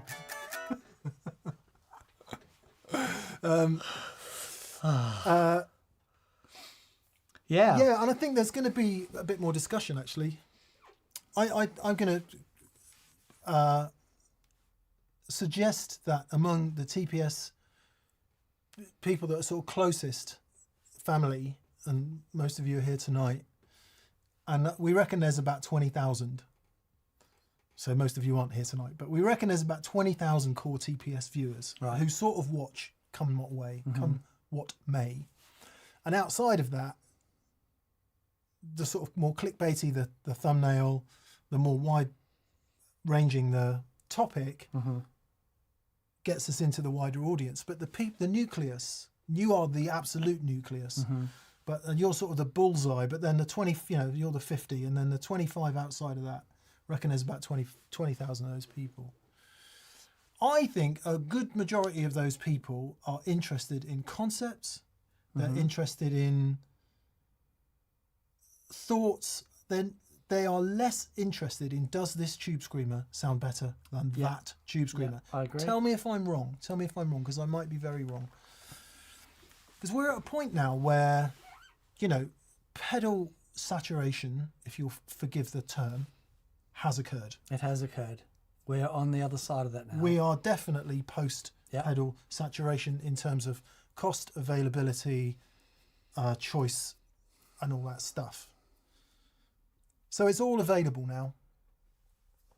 And I think you're hard pressed to go, is the blah really any better than the blah? And make a compelling Make a case, compelling argument, because it's now down to UI and whether it works for you personally. Yep. Getting in the weeds with that is much more interesting to me. Yeah. What is it that lights you up? Yeah. What is it that makes it possible for you to be creative and inspired? Not what tube screamer should I buy? Even though whenever we do that video, it gets loads of views. Yeah. So I might be talking bollock-eye once again. Bill Green says, I'm interested in both, but more conceptual. Yeah. Yeah. So it all started around concepts, and then the pedal madness happens, and there's so much stuff that we were obliged to bring as much of it to people as possible, because so much great stuff came out. But at the end of the day, what we're really interested in is helping people find out what makes them feel connected, because that's where the joy is. I'll die. This is the hill I will die on. I believe playing guitar makes your life better, and if you feel connected and are able to express something that I get up every morning and I'll play, and it's such a great way to set me up for the day, and things will come out, and it means something that I couldn't have expressed in any other way. It's like, that's that's magic. It's the closest thing that we have to real magic. I honestly believe that. So, yeah, what I'm interested in is finding out. That and wine. Yeah, that and wine. Brilliant. That's a video I'd really love to do, you know. Yeah. People are... That's nice. Yeah, lots of people are agreeing and saying lots of things that are nice suggestions coming in. Yeah, thank you everyone for your thoughts on that. Daniel Williams, Music Therapy Laz, Richard Pribbenau, Leyland Berg, Mark Sieber. Yeah. Yeah, good, okay. Interesting.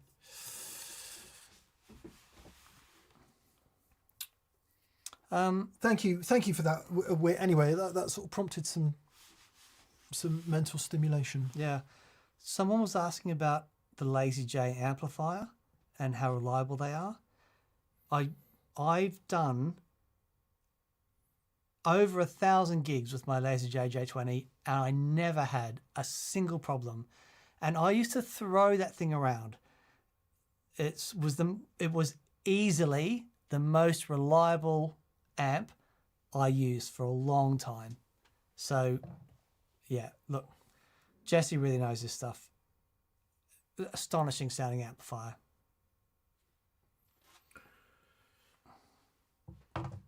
Reese Jones. Hello, Reese. Hey, Reese. Reese says, Happy New Year. I need to sell my Tone King Imperial to raise funds for a new guitar. I need an alternative for around £900. So we're guessing the proceeds from the Tone King will buy the guitar and leave you £900 to buy something else. Mm-hmm. Thoughts on the Supro Black Magic or something else?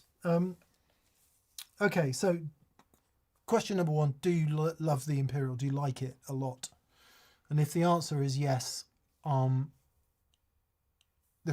thing it's closest to is a deluxe reverb. And of course it has really, really, really nice reverb, and we've got the Mark II, so I don't know quite how that differs from the Mark I, but it has reverb and tremolo. I would say the closest thing that you'll get that you might like is a used deluxe reverb. Problem with a deluxe reverb, no master volume. Yeah. The Tone King. Master volume in the Tone King is like the best out there. Because you've got the attenuator. Yeah. If indeed yours has the attenuator and it's not different from the one we're talking about. So, yeah, that's tough because it is such a good amp. That Imperial. Okay, can I just make a suggestion?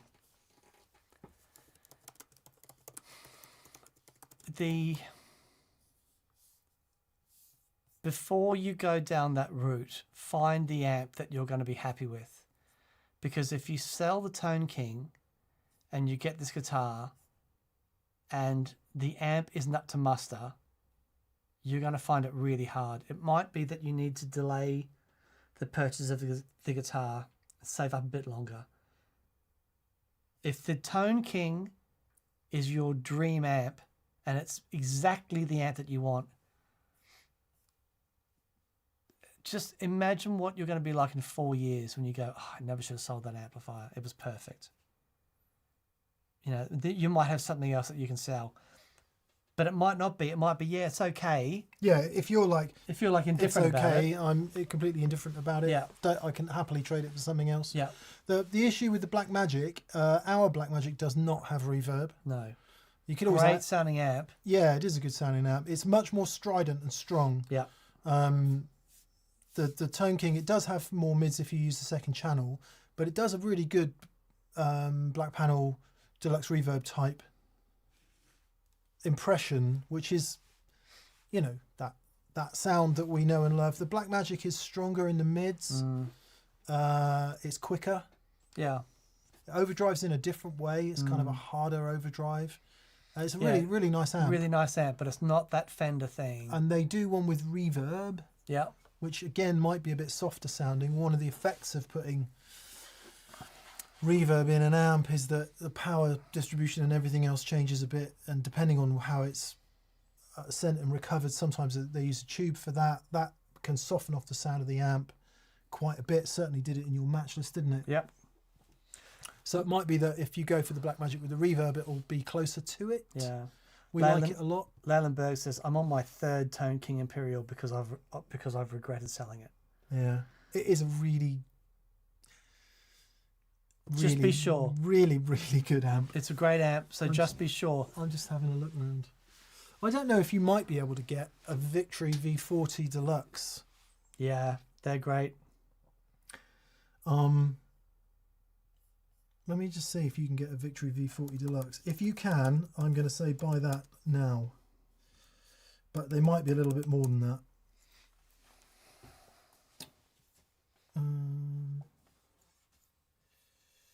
Obviously, you'd have to get it used. No, they are a bit more than that, sadly. And the V40 Deluxe, as opposed to the standard V40, because the Deluxe has the reverb and tremolo that's actual proper spring reverb instead of... oh God, I'll just shut up.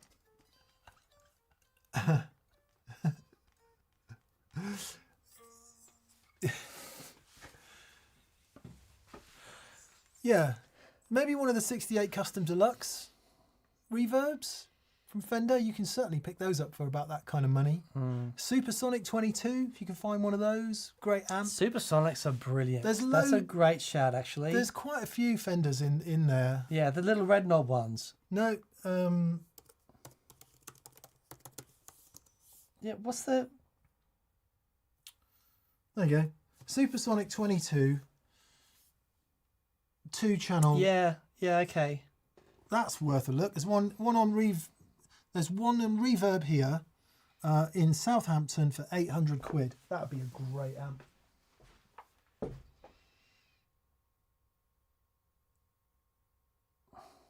What's the amp that Paul Rivera designed for Fender? He did mods to all kinds of things. There was concerts, there was one of the twins, concert? there was... Yeah, there was so many. I just remember that one having red knobs. The Super 60.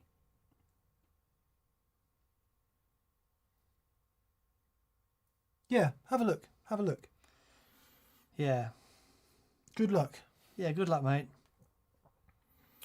Daniel Thornton, hello gents. Congratulations on Red Wing and the Red project. All super cool. I'm going to install my new Red pickups So much red. and Loom. I hadn't quite made that connection. I didn't until tonight. It yeah. tells me in the comments. So sad. I'm going to install my new Red pickups and Loom this week. I'm nervous but excited. Any suggestions for a newbie guitar tech? Take your time. Make sure that when you are doing the solder, just take your time, heat up the joint, let the solder flow, let it flow. Practice. Yes. If you're new, please, please, please get the iron, buy a sacrificial switch, or find some other things to join and practice your solder joints and do 100 before you go anywhere near the guitar. Please, please, please. I would concur. Or do 50. Yeah. I know you'll use up a bit of solder. Have nice ventilation so you don't Yep. breathe it in. I would also say use the illegal solder with really, really good ventilation. Actually, it's not illegal. Using it, No, for that sort of thing, it's fine. using it in commercial application is illegal. Right? That's right. Yeah. So you'll find it much easier to work with than the higher temperature solders. Yeah. Yeah, practice. Watch videos. Radio Shop pickups in the UK has really Great videos. good videos on this stuff, and I Yeah. appreciate it's not a Radio Shop product, but I don't know if Matt has instructional videos, but yeah, it's really, really, really take your time watching videos and practice those joints, those solder joints. Good luck. We hope you good like luck, the mate. results. We hope you like the results, Daniel. Are we meat feasting? I haven't made any plans. Okay. Daniel, I just want to say to you personally and to all of the other repeat customers at Pedal Show's store. So unusually I got involved in packing Red Wings because we were a bit under the cosh. Normally I don't get involved in store stuff these days, but I see the names coming through, and I see your names from VCQ, and I see names from people who comment all the time, and it reminds us that there is this really small core of people that genuinely keeps us going, that keeps the lights on, keeps us being able to do what we do, and you are small in number, and we are incredibly grateful. So to Daniel and to all the rest of you, and you know who you are because most of you are on tonight, thank you. Yeah. It really does make a massive difference. It really does. Thank you. And we hope we deliver from our end that you love the stuff. So thank you.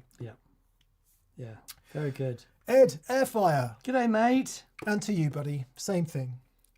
He says, partner had a scary, though minor surgery on Sunday.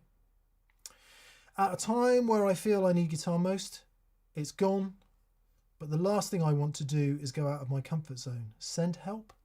Sending our love.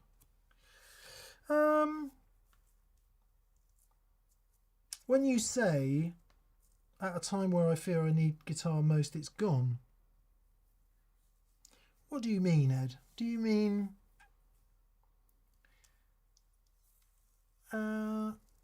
what do you mean? What do you mean? I don't know what you mean. Let's see if you can come in on the chat and sort of explain what you mean. Do you mean perhaps the motivation to play is gone, or do you mean? We'll come back. We'll come back to that. Yeah, let us know, Ed. In the meantime, Benjamin Koskinen says, I miss the random new pedal episodes. Have you stopped making them? The educational part is great and very needed, but the less intense, more tone testing episodes are also needed in between. Yeah, we stopped doing them because they got really poor views. And while we've never really been in the game of chasing views the way some other people in our world do, they're very sort of active about that. Which I don't mean to sound disparaging about it, we're just not organised enough. And it's not really where our hearts lie. You can get damaged very quickly. If YouTube decides you're not being watched, it starts to not exactly delist you, but push you down the list. So your channel can start tumbling very quickly. And it's incredibly frustrating for all the reasons I'm not going to go into. However, we have remarked on many occasions that we made hardly any new pedal videos last year, which seems slightly insane given that we're called That Pedal Show. Yeah. That's a good point. And we used to love it, like 6 things on a board, hammer through them. But there was always a point to it. You know, Sometimes there wasn't. No, yeah, but I don't know. Maybe it's just me. And then you'd always get the comments that said, "You haven't read the manual." It's like, no, we haven't. Yeah. I think we'll have a discussion about what all that looks like this year, and if I mean, the proof is in the pudding, because whenever we did those sorts of banging on through a few pedals, unless they were tube screamers or clones, yeah, the views were so poor. It's like, not that is our main motivation, but the reality is, if we put out a video and it gets really low views, then the next video we put out, YouTube doesn't put it out in front of as many people. So it actually hurts. Yeah. You know, so we need to be a little bit mindful of it. It will never be our key motivation, but it's one of them. It's a thing we need to keep in mind. Yeah. I mean, there is the assumption that, you know, YouTubers have got endless money and just drive around in Ferraris, and maybe not quite Ferraris, but, you know, earn tons and tons of money. TPS is still a marginal business. Yeah. So, and that's not, don't mean to sound like whatever about that, and we are incredibly grateful to everyone who watches, who buys stuff through the store. And I'm not trying to get you to buy more stuff or anything like that. It's just a statement of fact. It is a marginal business. So if we do start to slip in YouTube, we feel that very quickly.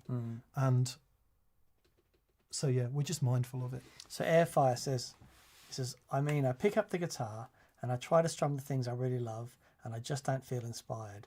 I don't want to keep playing even with things I'd play for hours before.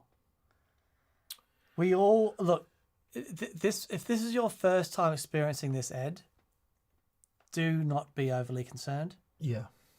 There are times in life where other things pop up and they become priorities and they take up more of your more mind space. Ebbs and flows. It will come back, I promise. Don't, Yeah. you know, the opportunity, if it's there to pick up the guitar, you know, you pick it up next time and go, oh, okay, that's better. Sometimes having the ability to say, that's what it is, this will pass. Stare that in the face, that's what it is, this will pass. Yeah. Move on to what you're doing is incredibly empowering, as opposed to getting caught up with why am I not wanting to do this? Because if you start saying, why don't I want to do this?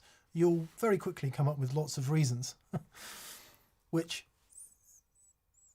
might have a kernel of truth in them, but actually aren't true. They're just you feeling bad about feeling bad. Mm-hmm. It's okay to feel bad, but feeling bad about feeling bad is the bit you want to avoid. Yeah. So the advice from somebody who goes through it very regularly and is going through it right now, it is what it is and it will pass. Mm-hmm. Leave the damn thing. What did Ed say? Asked him that exact question when we talked to Ed O'Brien about it. Right. He's like, yeah, not today. And Yeah. and he used the F word. Yep.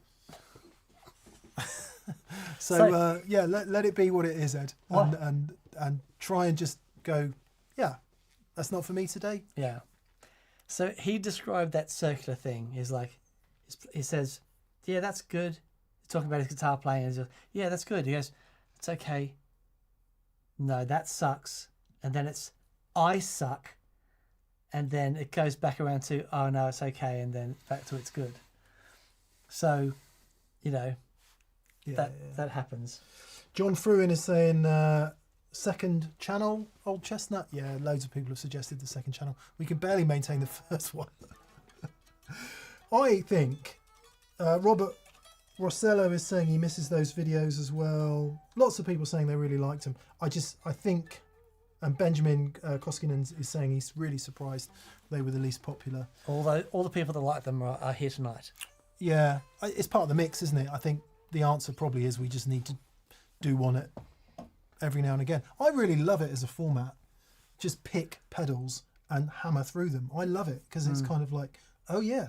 Yeah. Because it's always discovery. But don't expect to see the Merris Mercury X or anything remotely complex in a show like that because it takes 2 weeks to learn it. I saw this JHS thing, and he was going through some things this year, and like one of his favourite thing was, it's a really cool little, it's just a foot switch. That, you know how you have these remote switches of things? Well, this remote foot switch was so tiny that would actually sit on the pedal Oh, nice. that you want to use and plug into the side. And, you know, I'm there thinking about something crazy complicated. And he goes, no, I really love this. It's just, he goes, not even a knob to turn. He goes, click. Yeah, so we get amongst that. Nice. Okay. Hope that helps, Ed, and we hope the partner is doing great. And I'm so sorry I can't remember her name because we have met. My apologies. Rob Mrazek. Hello, Rob. Happy New Year. I really enjoyed the Friday episode. Thank you. Well, thank you, Rob. That's very kind of you. I'm just going to check if we have a super chat from you. Friday episode would be the parallel reverbs one, which we thought was an appropriate way to kick off the That was year. fun. Sub Rosa. Mick, would you ever refinish the 61 Strat? If so, to what? Also, still using the other Strats like the Custom Shop? I just got one myself. Would I ever refinish? I thought long and hard about it, actually. From a lot of very negative people on the internet, this refinish has come in for quite a bit of stick, Really? saying that it's not very good for a 61. Well, It is actually pretty good. It is good. Even Mike ATB said it's pretty good. What it might be is the way the colours get rendered out in the camera.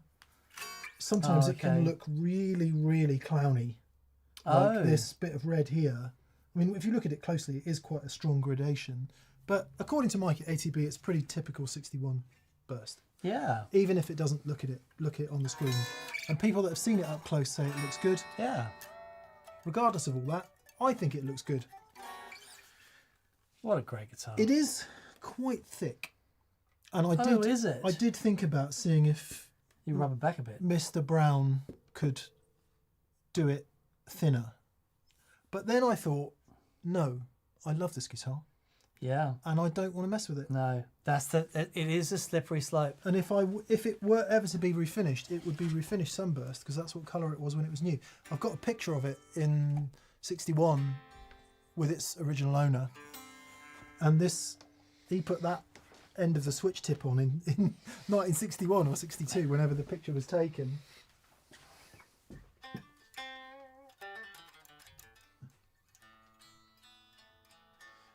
Which is actually an old Campagnolo. I mean, I guess it's a brake or a gear lever or something from a bicycle. And Peter, his name is, or Daniel, as his stage name is. He put that. His real name's Peter Green. His stage name is Daniel Boone. And You know, the wildest thing about that is that he had a hit, right? And the hit was Beautiful Sunday, was it? Beautiful Sunday, which is a song that I used to sing with my little sister around the shopping centres in Brisbane.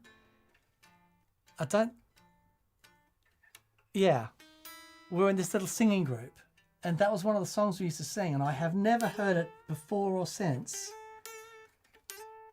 And then that song was written on that guitar. Whoa, whoa, my, Yeah, it was my, huge in it's a Japan, beautiful- apparently. Oh, Anyway, God. so no, if Sunburst is my favourite colour for any guitar, and it would stay as it was. So it was refinished, by the way. So Daniel Boone had it stripped back. He toured it everywhere, gigged it, used it, wrote on it, recorded with it, and it ended up without any finish at all. So when he gave the guitar to his son, Simon had it refinished in the original Sunburst, so that's why it was refinished. But no, I wouldn't. I did think about it just because it just is. I'm managing to get it dinged up a bit, but it's still a bit new looking. But I just love the guitar so much, and it sounds so fantastic. I don't want to mess with it. So, do I play the custom shop? Yes, I do. Sounds very different.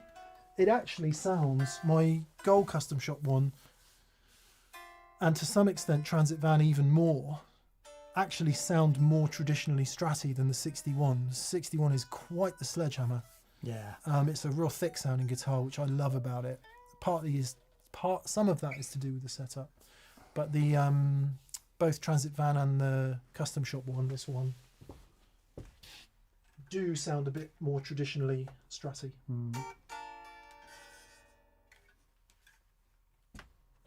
So yeah, Stratsy.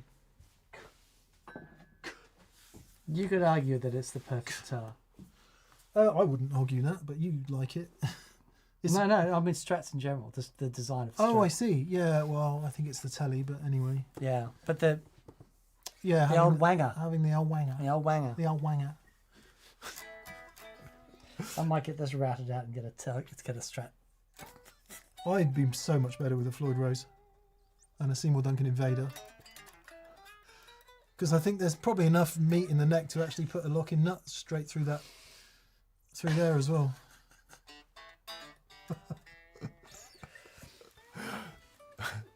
And then a Roland GK pickup, obviously. Yeah. Brian Carpenter is last in with the super chats this week. He says, is there such a thing as running stereo where all the pedals go in the front of amp 1, but amp 2 uses its effects loop for time-based effects? Yeah, same. That's the way Andy Timmons does it. So, the pedals, the mono pedals, your overdrive pedals and such, the pedals that are going to go into the front of the amplifier, they all go into the first amp. From the effects loop send goes into your stereo wet things, and then left and right out from the stereo pedals go into the effects loop returns on both amplifiers. So one amplifier is using the preamp and the power stage. The other amplifier is only using the power section, doesn't use the preamp. Now, you can, if you want to, split before both preamps and run certain effects into one and certain effects into the other front, and then outputs left and right, stereo effects left and right in. But yeah, my favorite way to do that is just using the mono pedals into the front of the amplifier, effects send from that amplifier into the stereo pedals, left and right, out of the stereo pedals, into the effects loop returns on both amplifiers. It's the easiest way to do it. Sounds flippin' magic. Andy Timmons. And yeah, if you watch the, I don't know if it was the first or second video we did with Andy, there is a diagram that will explain that. But if you mean you only use the wet effects in amp 2 alone, that's a perfectly cool way to do it as well. Yeah. Which wouldn't strictly be stereo, it would be, I guess, what we would call dual mono, something very akin to TPS wet dry, in fact. So that's a really cool way to do it as well. The thing with stereo effects is they can really overtake everything and become very effecty, where you sort of lose the direct signal if that's what you want. It also is a problem for front of house because they kind of have to pan you left and right, or if they don't pan you left and right, there's no point in being stereo, which means if you're stood on that side, you're just getting right guitar, which is one of the reasons we love wet dry so much, because the engineer can then decide to pan both amps maybe a little bit left if you need to be panned at all. So your whole sound is, but preferably straight down the middle. Yep. Anyway, hope that explains it, Brian. I believe that's us. Thank you. JT Cole Comedy, congratulations on your new AC30 hand-wired. In Fawn, hope you love it. Yeah, Mark Kemba, Transit Van says hello. Mark, sorry, I need to get in touch with you. I know you sent me an email. It was all a bit crazy before Christmas. Mark very kindly loaned us his Rickenbacker. We loaned him Transit Van, and it sounds like it's time for Transit Van to drive home. Hey, tell you what, I hired a new Transit just recently. The latest Transit Custom. Man, vans have come on. You know when you get in a modern car and there's You've always loved a van though. there's screen from there to there. Yeah. It's like that. And it like steers for you. Well, it doesn't steer for you. It stops you hitting walls and things if you're not going too fast. And do you remember in the early days of when you tried to connect your phone to the car? It's like, forget it. Just put this code in, stand up, shut the door, lock it, unlock it. It never worked. Get in the Transit Van, boop, boop, phone. Done. Apple CarPlay. Oh, nice. And oh man, I'd love a Transit Van. The old customs were pretty good because they go like stink as well. Yeah. Yeah, I do love a van. You've always loved a van. I love vans. Trouble is, if you have a van, you become the guy with the van. That's very And true. Every single one of your friends will find vanable jobs for you to do. Yeah. That's why we don't have any friends. Just going, no, it's that van life for me. Okay. All right. Final question. Is anyone interested in bass for guitarists? I started playing bass. I've got a Depp bass gig in a band. And I'm thinking of getting Paddy to teach me how to do bass. Because it is about 20 times harder than it. I've played the guitar in bands for 36 or 37 years. Right. And every one of those gigs has had a bass player in it. Only now am I realising how hard big guitar is. It's so much more physical, man. Oh, yeah. It's like 3 times as physical. Mm-hmm. Anyway, if anyone's interested, I'll get Paddy to sit alongside me and tell me where I'm going wrong in the hope that it might help you. But I did buy an Ampeg SVT 4x10 cab, and soon, when funds allow, I will buy an SVT head. Because if you're going to do it, Dan, you've got to do it right. I love your commitment to it. Going. I bet that sounds amazing though. It sounds really good. Yeah, that sounds certainly great. good for the time being. Yeah. It's like do or die, mate. Do or die. Right. Thanks for being with us. Thank you very much. We have literally no idea what this Friday's video is going to be because we're filming it tomorrow. Maybe we should do one of those chuck a few pedals on a board and see what the hell happens next videos. We could do. Good times, Dan. Good times. Were you playing Good Times by Stephen Vai?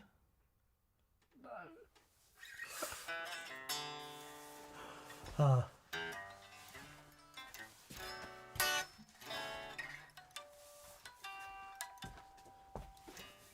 Was it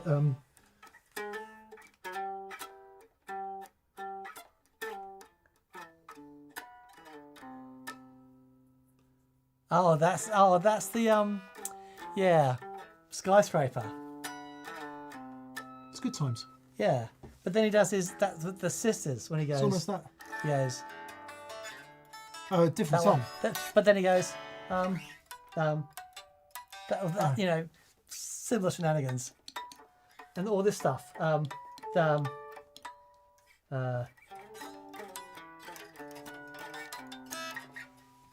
Yeah. Oh, it's D, wasn't it? June Down. Sorry, I'm back to Good Time.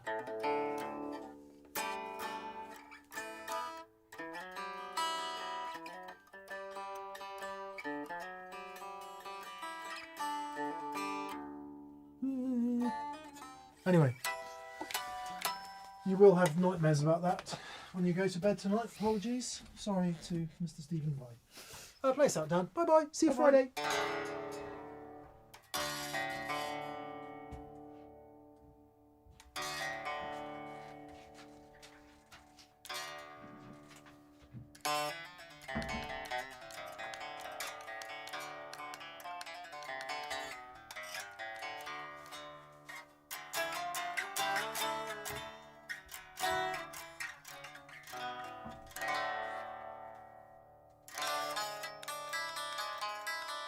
Okay, I think.